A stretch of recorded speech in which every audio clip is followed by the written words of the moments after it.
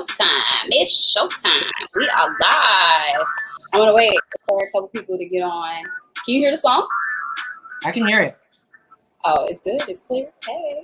Yeah. Shout out to Cheyenne G. I'm over here grooving. Let me share it with Facebook a few times. Like, this girl, stay going live.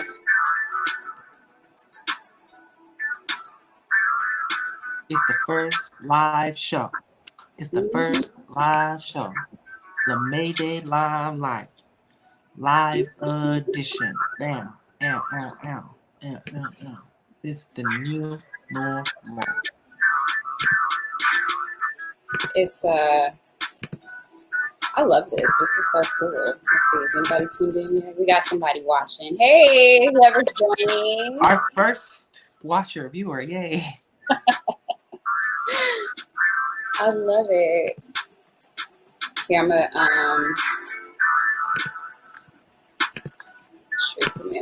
share this.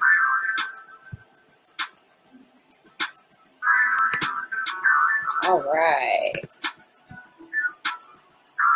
Hey, Kiara Renee. Hey, boo. Hey.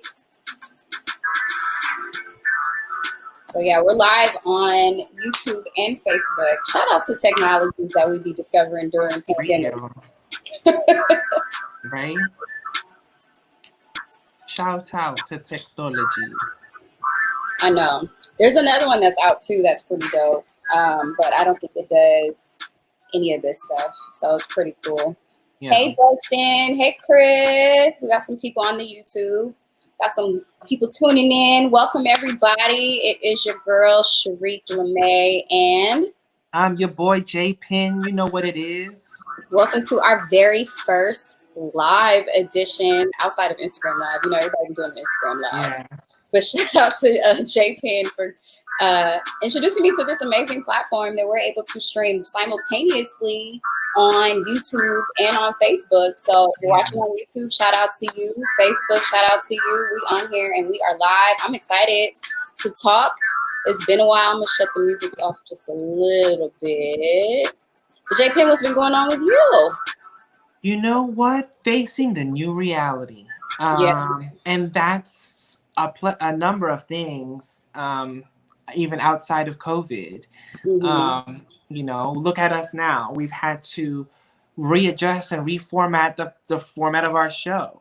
Yeah. You know? And so what I've been doing is literally that, is trying to see how, you know, what parts of my life creatively, professionally, socially have all had to pivot and shift with our new reality, because this shit ain't going nowhere. It ain't going nowhere. COVID-19 is not going anywhere. And if there's one thing I can say, it's just a matter of, well, how do we live with it versus trying to avoid it? Because at this point, it's unavoidable. Yeah. So that's where a lot of my focus has been.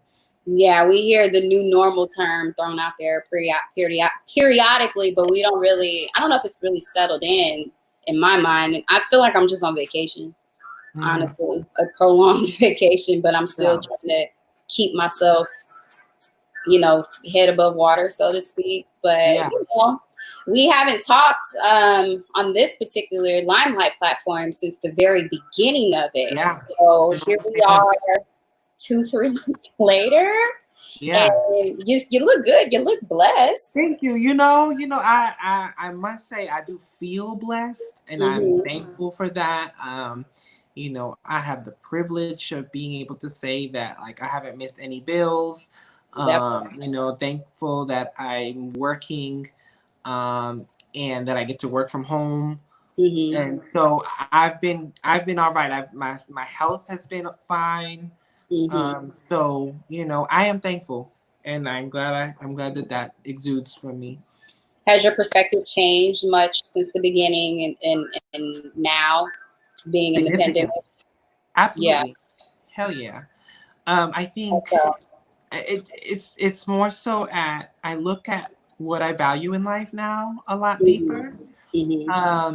What's important to me, You know, I look at what I've lost and what I've gained, and you really put into perspective what's important to you. Yeah. For me, the most important thing to me is my relationships and my values. Right. And I want to have relationships with people that share those values. Right. If you don't, I'm good.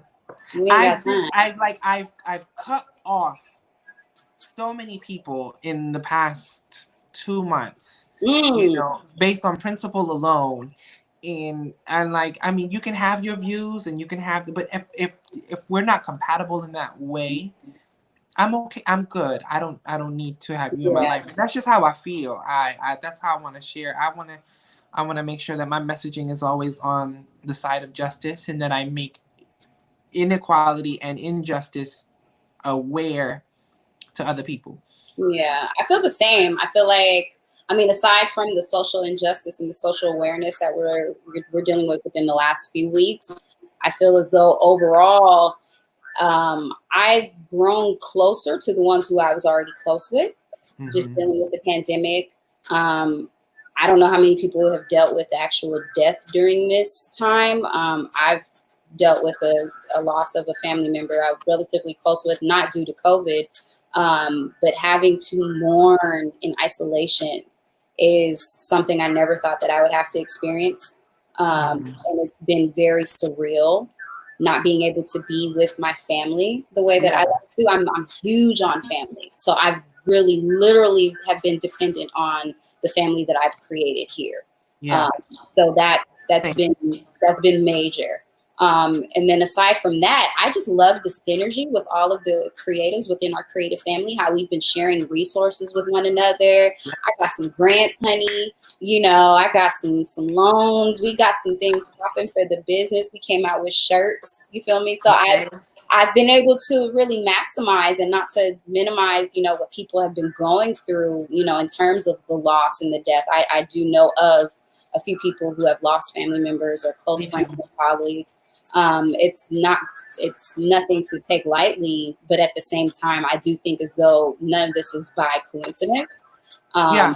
so I think my perspective has changed, you know, 3 months after since we first discussed it, just in terms of I'm more hopeful, I think. I'm not as Mhm. scared, but I think I'm settled. And this is what it is. I remain optimistic. I think that's kind of where I'm at. Like, I'm remaining Yeah. optimistic.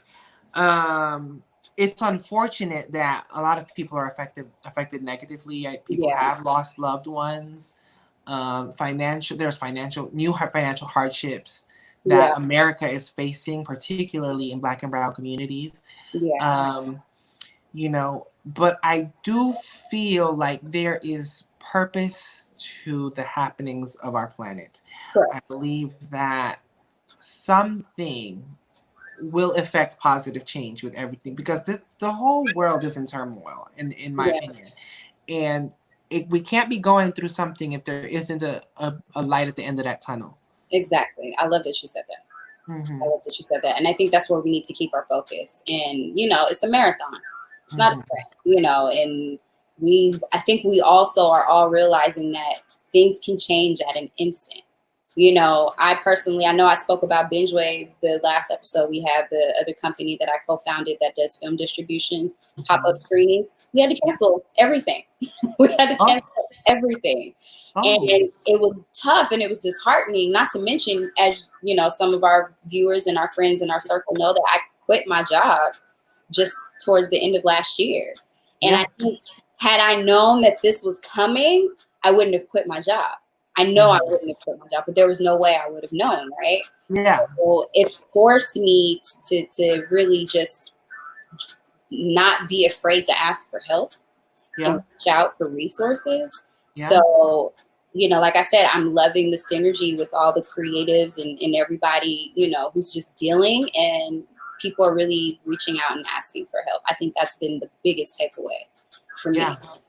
I'm thankful. It's funny that you say that, because within my group of creatives, like, we've definitely been like helping each other out, and then we paid attention to how we're restructuring the way we work. Mm-hmm. Like, if some of our viewers remember my good friend Paco, who was on episode 2 of this season, he's a designer.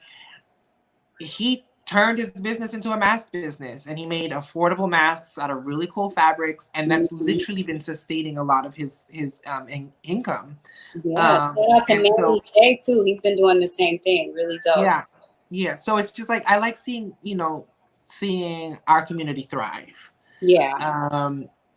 For me as a creative, at first, I was trying my best to create some form of content, something to do to release content on like my visually on my Instagram. Mm-hmm. I get like people compliment me often on the images that I take and stuff, and I like to shout out different brands that either send me stuff or that I buy things that I just feel passionate about. And when after the murders of George Floyd and the protesting, like I stopped all of my social media. Mm-hmm. I didn't want to post anything personal. Me too. And I just wanted to watch. I would only post to my story. I would repost things like awareness pieces and information and resources to my story. But other than that, like nothing. And after a couple of weeks, I was like, there was like this itch. Like, I'm still a content creator. I'm still a creative, and I still want to release something. Mm-hmm. And so I was like, how do I do that without one, seeming insensitive, and two, speaking to everything that's going on right now. And so what I decided to do was I was like, I'm going to put on my creative hat, and I'm going to make sure that my messaging still speaks to that. And I've always been the one to amplify voices, especially marginalized voices. And right now, I really want to amplify Black voices. So I started creating content that helps highlight that helps that helps highlight Black-owned businesses, Black creatives. Yeah.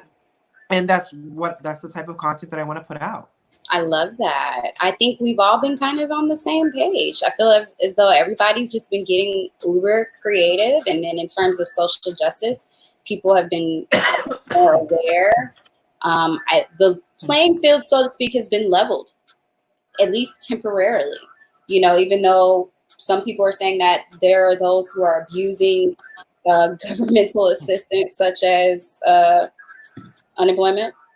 Not abusing it. I'm utilizing it. It's here for me. I've been working all my life. I've been working since I was 16. I didn't get it. I deserve it. Look, and everybody hasn't gotten it. That's the thing. So, I think there's a lot of misinformation and things that are out there, but there's definitely resources. Shout out to Kiera Renee. She says she started her wholesale mask business. People have been getting really into virtual business. And I think that's awesome. And I think it's really dope what you're doing in terms of your brand and being more socially conscious and more aware, which is going to bring us into our next topic of creatives and inequality. So if you wanted to elaborate a little bit more in terms of why you decided to shift the focus of your particular platform to be a voice for social injustice.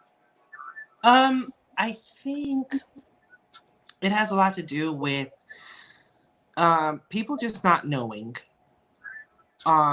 or choosing not to know, or turn a blind eye. And it all boils down to me wanting to be sure that I occupy Black spaces socially and professionally. Mm-hmm. And in order for me to do that fairly, I feel that I need to personally speak up on those issues and make sure that I stand next to my counterparts, to my associates who are very adversely affected by racial inequality. Yeah. Because I've had to cut people off who don't see that. Yeah. Who think that because they are not Black, they either exhibit anti-Blackness or don't speak up on these issues or turn the blind eye because it doesn't affect them. And they're complacent. And that's just not something that I can stand for. That's not something. So I want to be sure that I'm doing whatever I can with my privilege, with my influence, mm-hmm. to amplify that. There is inequality. You have to look at race. You have to look at the fact that Black people are targeted by the police, that police brutality is a real thing and it affects primarily Black America. And I'm just not the one to stand for that. Like that's not fuck that. That's not cool. Yeah. So then I have a question for you, because I just had my show with young urban professionals, and one of the topics that we brought up was activism theater. Whereas it's pretty much people coming out and being active for the likes. You know what I'm saying? And I think as creatives, it can be misconstrued as that. But we're naturally, if you're a natural creative, you want to use your creative ideas in your platform in order to speak out. And I think sometimes it can be misconstrued. That's So how would, performative. yeah, it's performative theater. So how would you differentiate that if you could? I can say for me, like I'm putting action into directing economic flow to these Black businesses. Like I want people to know that these Black businesses exist. Right. And if I can do that, like I've already had people messaging me, oh, where do I get that shirt? That's awesome. Like link me to, that's exactly what I want. Yeah. I wanted to see a reciprocal change. And mind you, like I didn't get anything for free. I wasn't paid to post any of this. These are all people like that I actually support. I support Black businesses. I buy these things and I'm promoting them because I genuinely feel they have excellent products and I want people to be aware of that. Whereas when people doing performative things, like while the gesture seems cool, like painting these streets is not legislation. Wait, say it again. Painting these streets is not legislation. It's not reform. You know, it's sure it looks cool, but I find it to be performative to a degree, because that isn't changing the world. I need to see reform. I need to see some type of political action that's going to undo 400 plus years of wrongdoing to the Black community. Absolutely. And that's where the difference is. They done changed. They trying to change Aunt Jemima on the thing. Like it's gone a little haywire. I totally agree with you. And that's why, LaMay is going to be dropping another t-shirt line.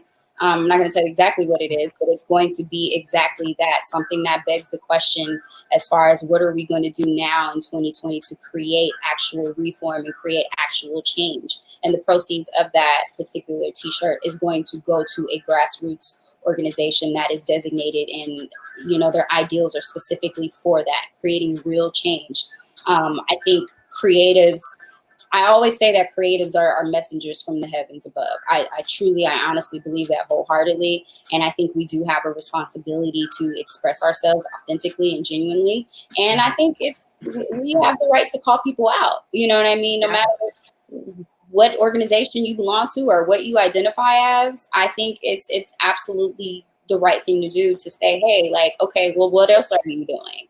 I hear you. I see you shaking your ass at the at the damn protest. But what does it mean? Like, how are we going to take this a step further to elicit real, authentic change so that reform is happening wholeheartedly? So I love that you said that. Thank you. Yeah, and I also want to commend the protesters, like people on the front lines who have been daily, and I mean, I follow a few of them. They've been out every day. Yeah. Megaphone in hand, signs and chanting and walking these streets. And I really want to commend them because, every day they go out, they're risking getting hurt. Yeah. They're risking themselves to COVID. They're risking themselves to being attacked by either white supremacists or police. And so I really commend them because like they're fighting for us. They're fighting for the community and they're fighting for change. Right. And it hasn't stopped. This is unlike anything we've ever seen in the world. A literal global uprising, if you will. Absolutely. And I do think that we will see change because of it. I do too. I think it's and I also too want to make mention of the fact that I want us to be careful from activism shaming as well. Yeah. I said shaking your ass, great if that's what you want to do. Because, I had conversations. I saw a video go viral with a girl that was literally stripper twerking in front of the cop cars. You know what I mean? And there's some people that will say, yo, that's not cool. And there's some people that'll say, "Hey, express yourself, sis. You know, if that's what you Mm-hmm. feel, and that's how you want to get attention towards the cause, and so be it." I think we all have to respect each other's space, and we all have to respect each other's expressions. Yep. I personally am not going to go out and protest, and that's primarily because there's a whole pandemic still happening. You know, Yeah. I would rather not catch the COVID. I don't want the Rona. You know, it would be just my Yeah. luck. It's not in my portion, you know, but Mhm. that's my personal decision. But I don't want to feel as though I'm being shamed if I'm not out there on the front lines. And Right. nor do I want to shame the thousands of people who are probably not, you know, practicing safe precautionary social distancing tactics that were, you know, much respect to you guys. I choose to protest and I choose to give back in my own way. Hence, I said that Yeah. I created merchandise for the cause. Yeah. And I think it's a joint effort. I think collectively it's all going towards the same thing. It's all going towards the same goal. Yeah. So I don't think, I mean, I surely wouldn't shame anyone for choosing to be an activist in whatever way they choose, whether that's in person protesting or whether that's through using their voice, through their medium, through creating something. It doesn't matter. Mm-hmm. There's a common goal. Um, Practicing social distancing is a choice, Yeah. and how you choose to go about that. But whatever you're doing to go towards the cause, is commendable in any way. Yeah. So Definitely. I agree. So shout out to all of you guys, however you're doing it. Let us know, you know, what ways of protest you decide to partake in. Let us know if you have any resources. I think everyone needs to really get into their local politics. I can't stress it enough. I think, vote. yeah, creatives in general, we tend to, like I say, be in our bubble and not really want to fool with politics so much. But it affects us too. As you can see, like you said, you didn't get to take part of that, you know, unemployment check. You know, why is that? What Yeah. policy or what legislative change needs to happen so that we're protected as independent contractors? Yeah. You know, like there needs to be some sort of reform for that because we deserve a helping hand as well. I just was in the system already, you know, with a particular company that allowed me the opportunity to be able to partake. But had I been an entrepreneur and on my, you know, my W-9 tip for a year before this, I would have been in the same situation as you. So, and that ain't fair. Yeah. So, but definitely. So then that leads us to our last topic. What do we see for us in the future? Mr. j.Pin, take that away. What are your hopes for the future? I think the future is going to be something really unique. Mm-hmm. Because I don't know that there'll ever be an end to COVID. The things that I'm reading, it's kind of like, this is here to stay. Yeah. And so I think the future in general, uh, will be significantly different. I think that going forward, a lot of businesses and practices will still include some form of social distancing. I Yeah. think there's going to be a bigger focus on cleanliness, sterility, and Which it should have maintaining been, distance. which it should have been a long time ago because people are Right, nasty. right, which it absolutely should have been, but I think there's going to be a significant bit of that. And then I think, um, for me, particularly like on the events side, I think events are going to evolve to an intimacy, to a more intimate type Mm, of situation. I think there's going to be a bigger expanse in the virtual world yeah. as far as meetings and gathering people. I think one thing that we've learned here, which we already knew, but we just didn't practice it due to not needing to, is how uniquely connected the virtual world can make us. Yeah. We can be connected by hundreds of people, excuse me, with hundreds of people at one time through a Mhm. Zoom call, or you name it. So I think there's opportunity there for the virtual world to explore and expand. I think we'll see new technology, Yeah. be created and come out in the next couple of years that's going to, amplify that. Yeah. Um, and I think that's like the main thing. Like that's Mhm. really what we're going to see in the future. Yeah, I agree. I think, like I said, I feel as though to a certain degree the playing field has been leveled. As I mentioned, Binge Wave pop-up screening platform that I co-founded, we are now doing virtual watch parties for film festivals. And we are even dropping our own film festival at the end of this month, going through the 4th of July weekend, week that is the social justice. It's called Just Us Film Festival. All the films are social justice films. So it talks about social justice in the prison system, police reform, educational system, talks about women and social justice. So make sure you're checking out Binge Wave, it spelled how it sounds.com for that. And yeah, I think I just got on my first production yesterday for the first time in months. And it was surreal because we were all walking around with our masks on and we were on set, but it was good synergy, and I think overall people were just happy to be there.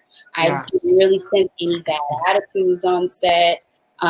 People were just thankful, and I think people are more conscientious of how they're interacting with others. So I feel as though that would be very good for the industry because, I mean, especially the entertainment industry has a lot of bad apples in terms of people and their ego and their attitudes. So I think people will be more thankful moving forward that they have the ability to do what they love on a regular day basis because it could be taken away from us so quickly, fast, and in a hurry. So that's where I see it. And I feel as though this is good that we're able to still communicate and have our show. And, you know, I'm hopeful and I know that everything is going to go well with you. Do you want to tell people a little bit about what you've been doing in terms of your career and your aspirations?